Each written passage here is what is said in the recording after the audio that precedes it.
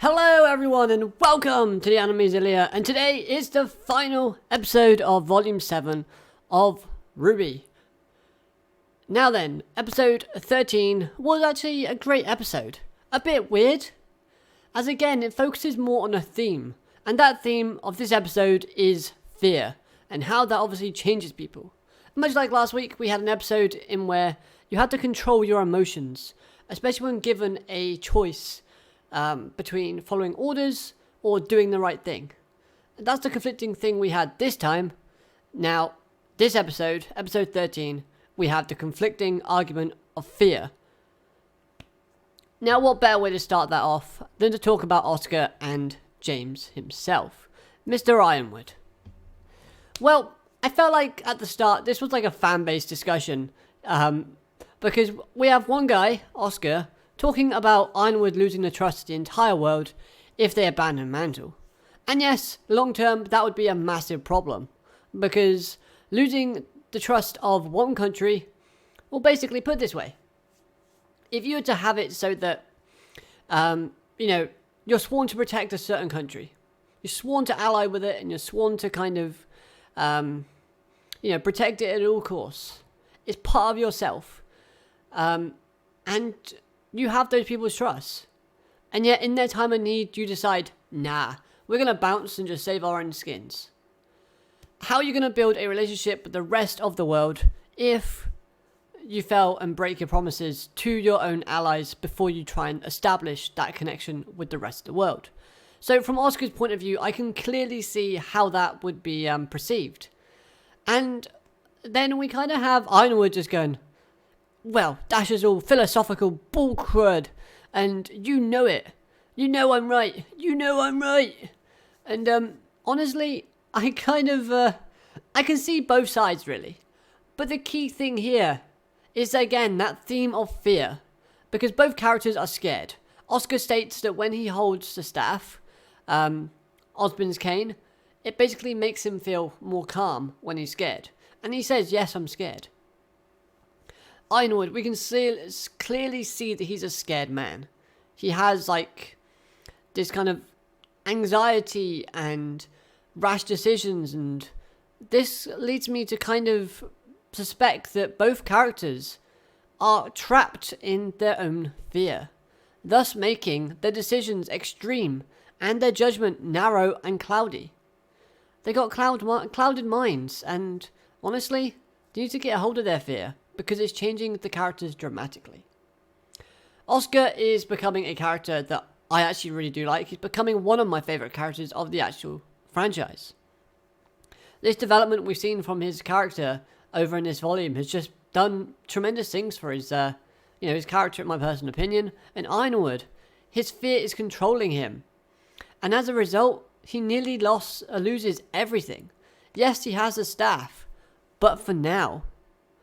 But he's lost the maiden powers by the end of this episode. He's lost Clover. And he shoots Oscar. Which, if Oscar wasn't a nice person, which he is, he would have lost Oscar and Osmond. Now, Ironwood is also completely unprepared for Salem's attack. With the volumes going forward. Because we have a situation where Salem arrives and Ironwood, his plan hasn't even started yet. So how he's going to fix that and come to a solution, I've got no idea. And we can see the image back here that he is very frustrated and angry. And we can see that scared look on his face as well, just creeping in.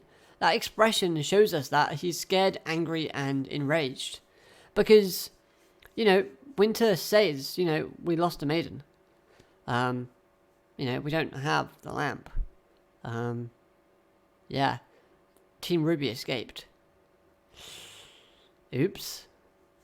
Now, don't get me wrong. Do I think Ironwood is completely wrong in this situation? Of course not. He's doing the right thing that he believes. After all, he doesn't want another beacon. And he'll do whatever it takes to prevent that from happening. And this prevention and this sort of idea and tactic that he's installing and trying to do is a short-term solution. And that comes again from his fear, because it's making his decision narrow and he's not thinking long term, just like Oscar states in this episode. Oscar is like, right, you need to look at the long term jeopardy.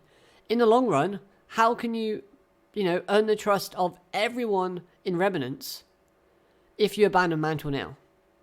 And that's what I agree with from Oscar's point of view. But again, I can see both sides and it makes sense from both point of view. It's just, again, that fear changing the person. Whereas if we look at Oscar's point of view, Oscar's fear is motivating himself.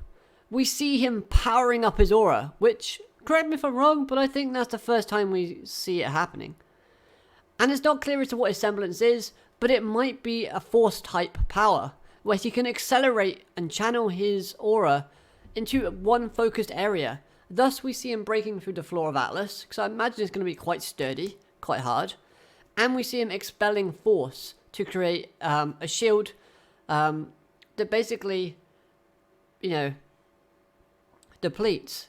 And despite being shot, despite Ironwood changing, he still looks up and says, okay, Oz, just tell me, how can I save Atlas and Mantle? That's his main goal. He's still motivated, he's still got the drive to push himself forward and develop further and to save everybody. His ideas are completely the opposite of Ironwood's. And it's just two cases of how fear can change someone. You can either accept that fear and grow stronger and develop, or you can let that fear take over, control, and trap you. That's what I really liked about this scene, because it shows that exactly.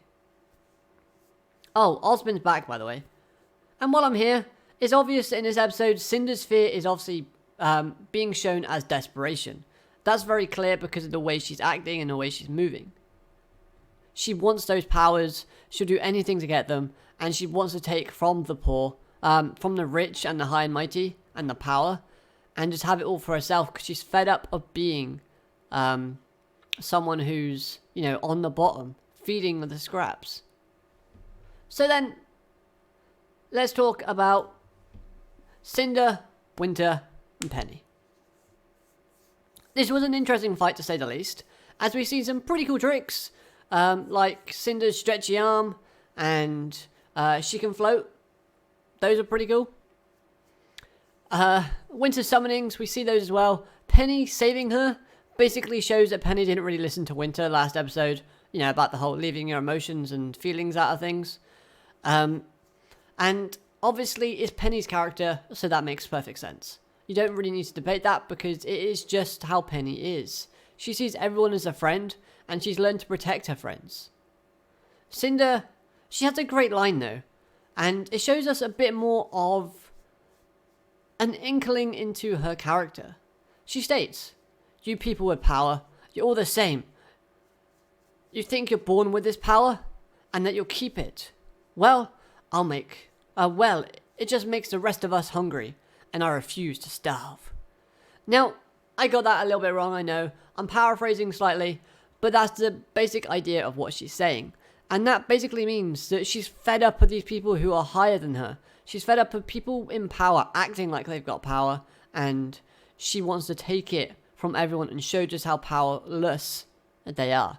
That's why she's, taking down Ironwood, taking down Atlas, taking down Winter.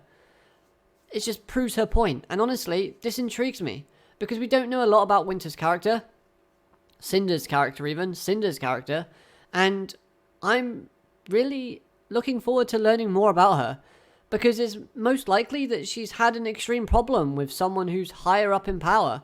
Maybe they abused her or treated her poorly, so I'm eager to see what her backstory is. And hopefully we get that. Okay, let's talk about... Hold on a minute. Wrong one.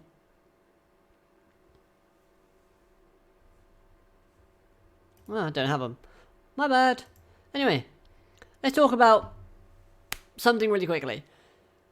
I don't really know how to feel about this encounter, as this encounter with Neo versus Oscar, Jean, Ren, and Nora, it kind of had me conflicted. Because it sets up Neo to be this super overpowered character that manages to easily fend off some decent fighters. And granted, Oscar is, he's badly injured. Like, what on earth did she do to him in the last episode? And come on, Ren. Slipping up because she transformed into Nora. Right, sorry about that. Where was I? Oh, Ren. Like, come on. Slipping up and not attacking because Neo takes on the form of Nora. And just showing off that thing. Kazuma, right here. He would be very disappointed. Like, come on. What's up with gender equality? Come on. Attack a girl. It's not that bad. It just reeked to me as like another, oh look, it's Ren Nora shipping.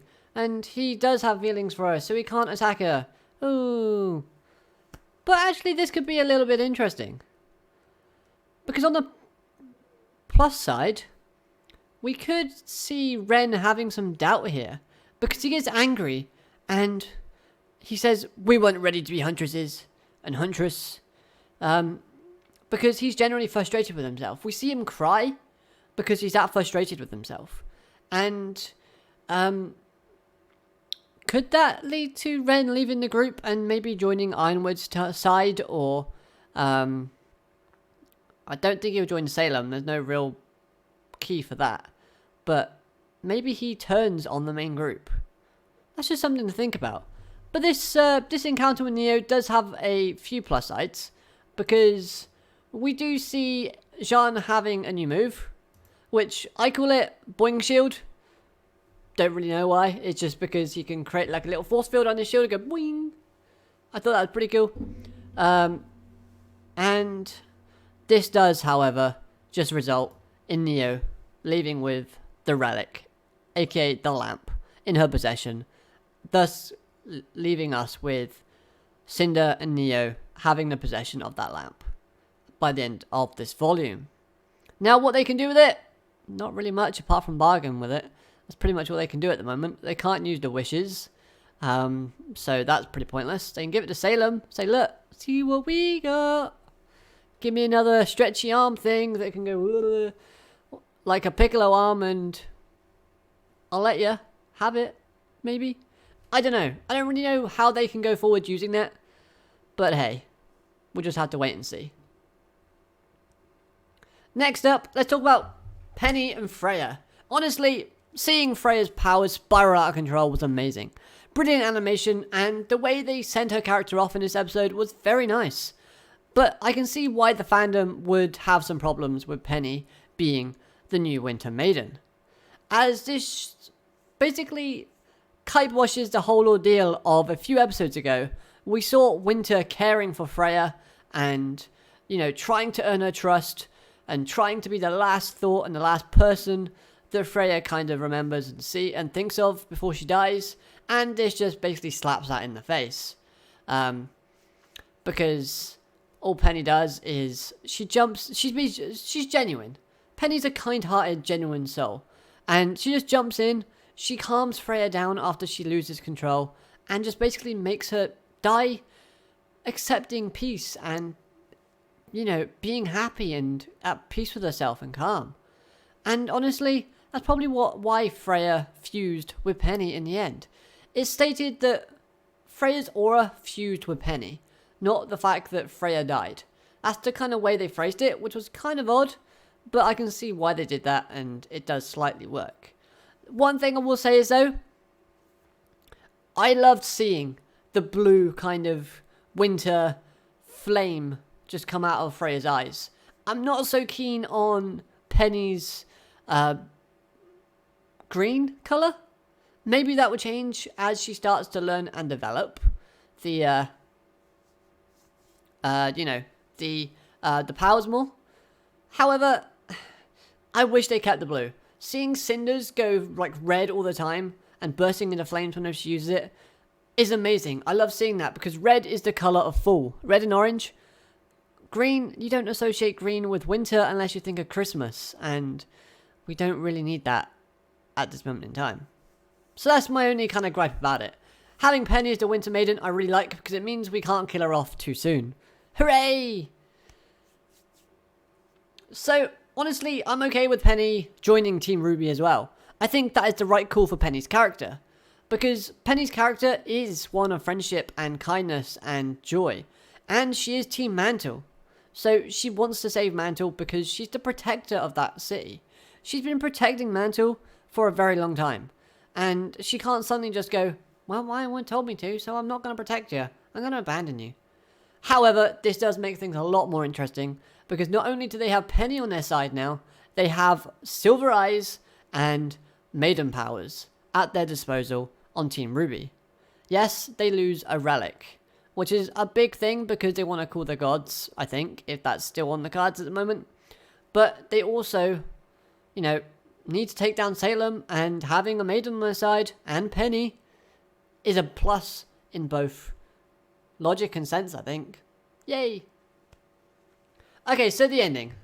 Let's talk about the ending. Honestly, this was a bit of a disappointment. However, everything that's happened up to this point was great, and this part of the episode was the weakest. The fact that this episode itself ran for 24 minutes, but the credits took up 6 minutes of that time, made this scene even more disappointing. As they should have used the time more effectively and basically made this more dramatic. Every time Salem's on screen, she creates a massive drama and massive sort of hype, and you have that fear factor when Salem's here. This did not have that at all. The music and choreography was completely off, and, it just fell flat. I was like, great, knew Salem was here. Not really bothered by the fact she's here. Everything that's happened was like, okay, cool, Salem. Great, she's here. All she does is arrive, showing awesome cleavage, a new outfit, and really, it wasn't that shocking. And I'm going to say it's probably the weakest cliffhanger that they've given us from a RWBY volume. Yeah, I think it's worse than Volume 5. I really do. Or Volume 4. Because this, Salem's first appearance on a battlefield should have been a lot more impactful. And this wasn't. Like, honestly, I could not care for this at all. If you did, fine. Brilliant. I just could not find this entertaining. Seeing her just show up and go, see, I'm here. I'm here. It didn't work. For me, at least. Yes, IRONWOOD being absolutely peed off and basically having everything give him the middle finger. That was a good moment, seeing him that frustrated. But honestly, the ending was flat. However, this episode did have some great animation, some nice music, and I like the credit music. I thought that the whole song about fear and how it would change you and how you develop through it, I thought that fitted the episode really nicely. Sound effects were good. I would say this episode was a good episode, and overall the volume was great. I really did like Volume 7 as a whole. It had a lot of talking points and leaves us with some good speculation material. And I will be making a few videos trying to predict what will happen in the next volume based on that material that they leave us with, and some other cool videos like what ifs and how they could have, and maybe they could have prevented it this way type of thing. Some discussion videos that I think you might like. And that'll be coming up in the future. Yes, I am still doing videos. Although, lately, I haven't done many. Apologies for that. But there will be more coming with other anime shortly. I've just been super tired. So, if you like this video, please leave a like. Subscribe if you're new so you never miss a video from me. And comment all your thoughts down below. I want to hear what all of you have to think about this episode. Did you like it? Did you not like it? Did you think the Salem entering was lackluster? Or did you actually like it? I know I missed out the Crow stuff and the Robin stuff, but that's not important. That's just more pointless shipping stuff. Tyrion, what's looking out was, I don't know, maybe someone's going to save him, but he's probably happy that his queen's there. But yeah, like I said, I'm going to leave it here. Tell me all your thoughts down below. Let's get talking. Catch you later. Bye.